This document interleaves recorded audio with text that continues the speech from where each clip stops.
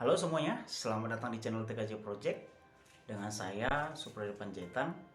Yang seperti biasa di sini saya memberikan hal-hal penting atau informasi penting yang masih berkaitan.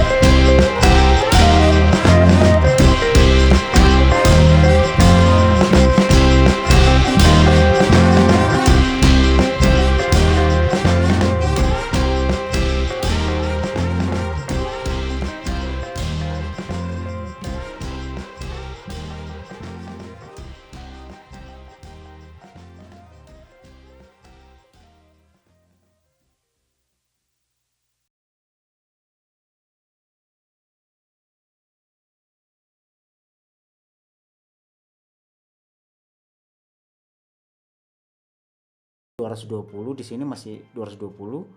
Dari sini langsung ke trafo ini. Trafo inilah yang berfungsi menurunkan tegangan ke yang tadi itu 3 volt, 5 volt dan 12 volt. Ini jenis trafonya trafo step down, menurunkan. Dari trafo ini turun ke 4 dioda ini.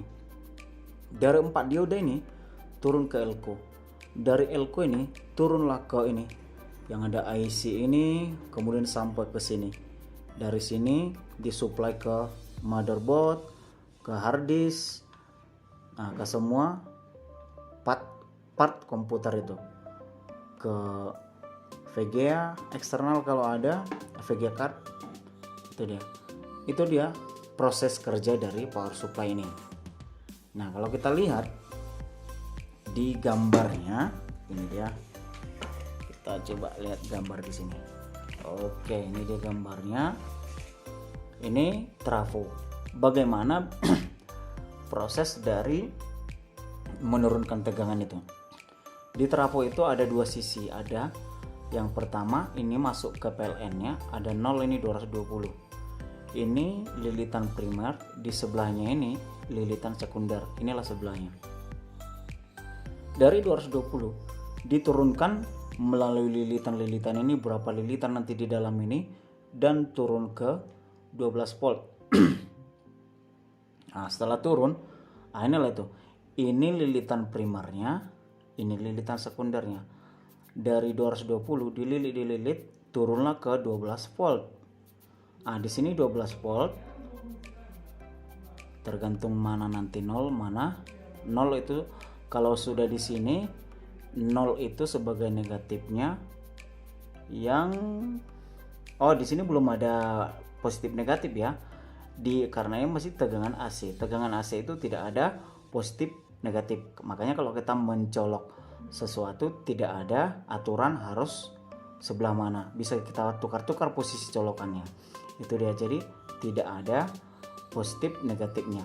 Setelah AC trafo ini menurunkan 12 voltnya dari 220, ini dari 220 turun ke 12 volt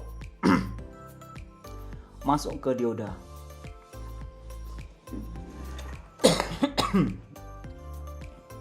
Ke dioda ini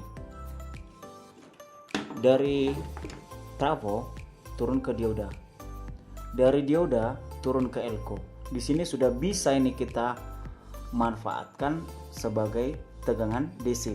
Kalau misalnya dari sini kita tarik ke handphone untuk mengisi baterai atau mengecas handphone, ini sudah bisa, tapi kualitas tegangan di sini masih belum bagus. Sama lah itu ibaratnya kalau kita pakai charger yang murah-murah itu, ya hasilnya kan bisa bukannya baterainya full, justru makin berkurang atau mengisi dia lebih lama. Itu loh dia kalau power supply yang kurang bagus. Atau sebelumnya power supply itu inilah rangkaian yang ada di semua jenis charger laptop, charger handphone, atau di alat-alat elektronika lain. Itu dipakai fungsinya untuk mengubah arus AC ke DC. Itu dia fungsi si power supply. Nah, untuk lebih jelasnya, kalau jenis power supply yang bagus itu, habis dari sini harus ada lagi proses menjernihkan tegangan ini agar si rangkaian yang menggunakan power supply ini bisa awet dan bisa lebih bagus. Sama seperti handphone itu, kalau charger kita bagus pasti handphonenya lebih awet. Kalau kita menggunakan charger yang murah-murah dan kualitas buruk, handphonenya bisa cepat rusak. Contoh dari power supply ini ada rangkaian. Kita kembali ke rangkaian yang tadi. Sebentar. Ini dia rangkaian power supply yang ini. Ini mungkin sering kita temukan di rumah-rumah. Speaker aktif. Ini volume mic, ini volume, ini balance, subwoofer, bass, treble. Ini mic-nya, kalau karaokean bisa di sini.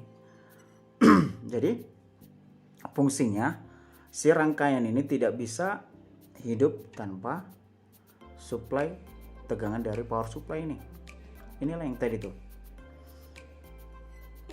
Jadi si rangkaian ini namanya amplifier penguat suara yang digunakan di speaker tip. Jadi ini rangkaian sederhananya. Dari trafo diterima 18 volt AC masuk ke dioda ini dan diterima si elko, dan dari si elko ini disuplai tegangan DC-nya ke rangkaian ini. Ini pasti kita temukan di beberapa rangkaian elektronik. Nah, inilah rangkaian yang ada di power supply. Dari colokan tadi masuk ke trafo, dari trafo masuk ke dioda, kemudian ke elko, dari elko masuk ke IC ini, yang ini, dan komponen yang ini untuk lebih memurnikan tegangan yang ada di power supply ini. Nantinya tegangan yang disuplai ke motherboard ini bisa lebih bagus atau lebih murni. Nah, lebih murni itu yang seperti apa? Contohnya charger yang bagus, charger handphone yang bagus. Kalau tidak murni tegangan yang dikeluarkan, ya itulah contohnya charger yang murah-murah, yang rusak-rusak. Coba kita tes tegangan yang ada ini. Apa betul 3 volt, 5 volt, dan 12 volt? Ini dia power supply-nya. Ini yang kalau kita lihat ini dia kabelnya. Ini. Kita hidupkan dulu power supply ini menggunakan kabel ini. Sesuai keterangan yang di sini ada green PS on, berarti dia sebagai saklar. Kita cari yang ini, yang hijau ini, yang hijau ini bisa fokus ya. Ini yang hijau dan yang hitam. Kita hubungkan langsung yang hijau dan yang hitam. Itu dia sebagai saklar. Ini lihat, bisa hidup ya. Power supply-nya bisa hidup. Dan kita tes menggunakan multitester. Di sini ada beberapa yang harus kita perhatikan untuk mengukur tegangan DC yang ini. Ini DC sebelah sini. Yang kita ukur maksimalnya ada 5 volt, ada 3 volt, 5 volt, dan 12 volt. Yang kita ukur paling tingginya 12. 10, kalau 10 masih kita mengukur 10, kita mengukur 12, jangan menggunakan 10, harus di atasnya 50. Dan yang dibaca nanti ini untuk kita baca di sini ada sebentar, ini salah. Putus. Kalau kita buat kali 50, cara bacanya seperti ini. Sebentar. Oke ya. Nah, ini dia pengukurannya. Ini kan kali 50 di posisi 50. Berarti yang kita baca itu ini volt ampere. Yang kita baca itu setara 50 ini. 50, 40, 30, 20, 10, 0. Itu dia kalau kali 50. Kalau kita menggunakan kali 10, di posisi 10 yang kita baca ini 10, 8, 6, 4, 2 nih. Dan untuk menentukan nilainya nanti, kalau misalnya pas di tengah ini, ya kita hitunglah titiknya dari 0 sampai ke 2 ini berapa titik. Titik ini yang kita baca. Kalau kali 250, ya kita baca yang 250 ini. Dan titik yang dihitung sama seperti menghitung roll, yang ini kita hitung atas ini. Oke, kita coba menghitung 12, berarti itu 10 kali 10 tidak bisa, berarti harus kali 50. Kita coba kali 50 dan kita ukur, atau dari sini aja. Dari sini.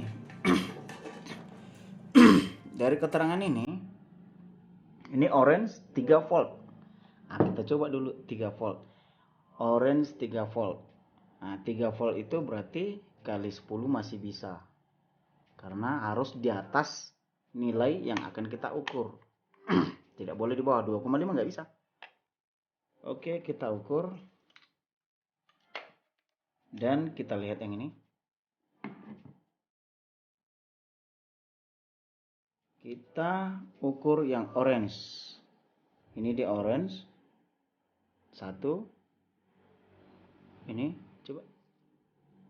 Ini ke orange kan? Ini. Kemudian kita pasang, salah. Yang merah itu sebagai positif. Ini yang merah ini. Bisa ya? Bisa dilihat ya. Ini sudah, yang merah ini sudah saya posisikan yang merah. Dan yang hitam ini, yang ini ya saya posisikan ke yang hitam. Terserah mau yang hitam yang ini, mau yang hitam yang ini. Bisa yang hitam di sini, bisa, terserah. Mana yang warna hitam, tes ke situ aja. Ini dia. Posisinya di yang kita baca ini kan kali 10. Kali 10. Coba kita lihat posisinya sekarang. Kira-kira di sini tadi posisinya ini. Coba saya ulang ya. Kira-kira kita lihat ya. Posisinya di mana? Di sini 2 dan di sini 3. Di sini 2 dan di sini 4. Posisi pengukuran ada di tengah. Di pertengahan yang ini. Ini di tengahnya. Saya lihat, kita ulang ya. Ada di posisi, kalaupun ini kurang atau ada lebihnya, ya ini kekurangan dari power supply, tidak mengeluarkan tegangan yang murni, bisa jadi dari situ. Jadi harusnya ini 2, ini 4. Berarti pertengahan yang dilihat harus di tengah ini. Tadi itu posisinya di tengah, berarti kalau 2 ke 4 di tengahnya itu pasti 3. Itu dia nilainya 3 volt. Kita coba buktikan lagi contoh yang ini 5 volt red. Coba lihat. Ini ada red 5 volt. 5 volt berarti kali 10 masih bisa ya. Red. Ini red. Terserah kabel yang mana bisa. Ini red. Kita coba ukur ya. Ini red. Kita posisikan ke yang merah ini.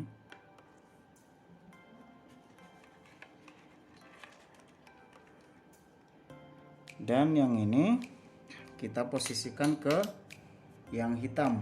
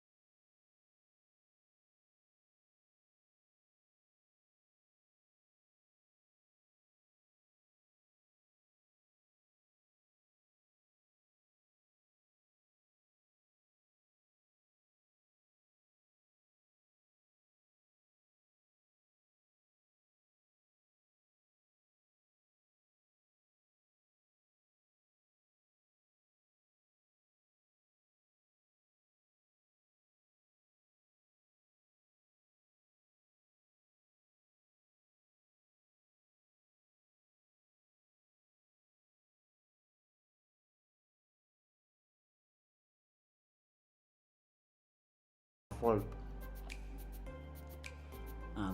Jadi ini kemungkinan antara kalibrasi atau power supply-nya yang bermasalah atau kurang murni tegangan yang keluar. Bisa jadi di multitester kita ini yang ada permasalahan atau kurang kalibrasi, atau nanti kita coba kalibrasi, tapi cara pengukurannya seperti itu. Nah, seperti itulah nanti untuk pengukuran 12 volt. Dan biasanya kita di sini tidak usah mengukur harus detail, yang jelasnya tegangan itu keluar. Biasanya kalau sudah tegangan itu keluar, berarti power supply ini bagus. Masalah tepatnya 5 volt, 12 volt itu tergantung satu dari power supply-nya, satu tergantung pengukuran kita juga. Dan biasanya kalau sudah ketegangan keluar ini bisa dipastikan kondisinya bagus. Ya kalau kita pengen power supply yang lebih bagus, ya kita pilihlah merek yang lebih bagus dan kualitas yang bagus. Nanti kita buatkan juga di video selanjutnya bagaimana mengenal power supply yang bagus. Di sini kita hanya memahami bagaimana cara kerja dari si power supply ini. Bagaimana kalau dia tegangannya bisa turun dari 220 volt ke 3 volt, 5 volt, 12 volt. Jadi mungkin kira-kira kalaupun nanti ada kurang jelas di pengukuran multitester ini, bisa dikomentari nanti, bisa saya lebih jelaskan.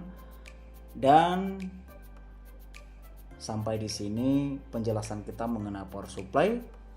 Mudah-mudahan apa yang saya jelaskan ini bisa tersampaikan, dan kalaupun saya ada kekurangan dalam penjelasan, silahkan kasih komentar, karena itulah tujuan saya membuat video ini, agar saya bisa dikomentari atas kekurangan saya, sehingga saya bisa lebih berkembang sebagai guru di TKJ.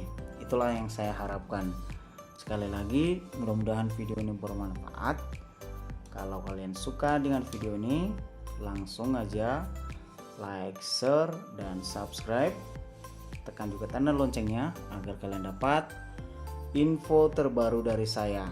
Saya Supriyadi Panjitan. Sampai ketemu di video saya selanjutnya. Terima kasih.